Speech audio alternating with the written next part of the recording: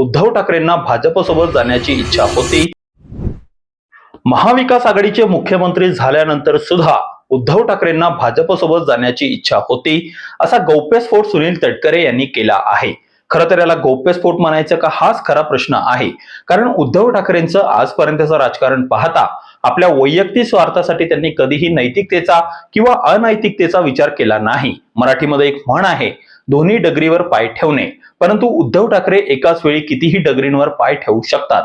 2014ला 3-4 जागांवरून भाजप शिवसेना युती तुटल्यावर दोन्ही पक्ष वेगवेगळे लढले। भाजपला 122 आणि शिवसेनेला 63 जागा मिळाल्या। राष्ट्रवादीने बाहेरून पाठिंबा दिल्याने भाजपने अल्पमतातील सरकार स्थापन केलं। सरकार स्थापन केल्यानंतर देवेंद्र फडणवीस यांनी उद्धव ठाकरेंना हिंग लावून सुद्धा विचारलं नाही, परंतु पक्षफुटीच्या भीतीमुळे उद्धव ठाकरे, देवेंद्र फडणवीस आणि भाजप समोर नाक घासून सरकारमध्ये सामील झाले। देवेंद्र फडणवीस यांनी शिवसेनेला जी दुय्यम दर्जाची मंत्रिपद दिली ती गुपचूप स्वीकारली। पुढे 5 वर्ष राजीनामे खिशातच ठेवले, ते कधीही बाहेर आले नाहीत। 2019ला अमित शहा यांनी दिलेल्या शब्दाचे भांडवल करून भाजपसोबत सरकार स्थापन न करता काँग्रेस राष्ट्रवादी बरोबर सरकार स्थापन केलं आणि स्वतः मुख्यमंत्री झाले। परंतु आपल्या पक्षाला किती नाराजी आहे, पक्षाच्या आमदारांमध्ये असंतोष का निर्माण झाला आहे, याची दखलही त्यांनी घेतली नाही। त्यामुळे एकनाथ शिंदेबरोबर पक्षाचे 40 ते 42 आमदार आणि 10 ते 12 खासदार बाहेर पडले।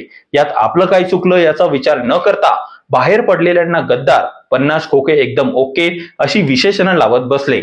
आपल्या आयुष्याची संपूर्ण हयात ज्यांनी शिवसेना वाढवण्यासाठी, बाळासाहेबांच्या विचारांसाठी घालवली, ते एका रात्रीत गद्दार कसे झाले याचे उत्तर उद्धव ठाकरेंना आजपर्यंत देता आले नाहीये। महाविकास आघाडीचे मुख्यमंत्री झाल्यानंतर सुद्धा त्यांच्या मनात भीती होती की काँग्रेसने आपल्या मुख्यमंत्र्यांना सुद्धा 5 वर्षाचा कालावधी एकदाही पूर्ण करू दिला नाही। आपल्याला पूर्ण 5 वर्ष पाठिंबा ते कसे देतील, आणि मुख्यमंत्री पदाचा हव्यास एवढा होता की त्यासाठी पुन्हा भाजपसोबत जाण्याची तयारी त्यांनी ठेवली होती। सुनील तटकरेंच्या या दाव्याला स्वतः उद्धव ठाकरेंनीच दुजोरा दिला होता। आपल्याला आठवत असेल की पंतप्रधान नरेंद्र मोदींची भेट घेण्यासाठी उद्धव ठाकरे, अजित पवार आणि अशोक चव्हाण दिल्लीला गेले होते। या सर्व नेत्यांची चर्चा झाल्यानंतर अशोक चव्हाण आणि अजित पवार बाहेर पडले, उद्धव ठाकरे मात्र आतच थांबले होते। त्यावेळी त्यांनी एकट्या नरेंद्र मोदींशी काय चर्चा केली याचा तपशील आजपर्यंत दिला नव्हता।